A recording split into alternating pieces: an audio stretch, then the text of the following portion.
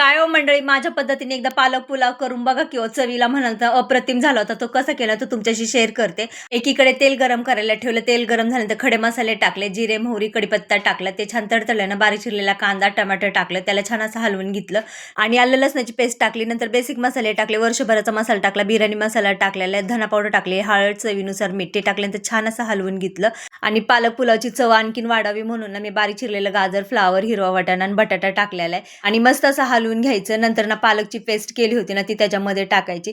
तुम्ही बघू शकता ह्या आपल्या पालक पुलावला किती छान असा कलर आलेला आहे. नंतर ना बासमती तांदूळ धुवून आहे ना त्याच्यामध्ये टाकायचे आणि जेवढं आपला पालक पुलाव शिजायला पाणी लागेल ना तेवढं पाणी वतलेलं आहे. वरनं बारीक चिरलेली भरपूर सारी अशी कोथिंबीर टाकायची. मस्त अशा 2 शिट्ट्या करून घ्यायच्या. तर आपला झाला गरमागरम ना पालक पुलाव. तर तुम्हाला कसा वाटला आणि ते कमेंट करून सांगायला विसरू नका आणि पुन्हा भेटूया अशा नवीन रेसिपी सोबत. तर तुम्ही हा पालक पुलाव नक्की करून बघा. चवीला म्हणाल तर अप्रतिम झालं. तर तुम्हाला कसा वाटला पालक पुलाव?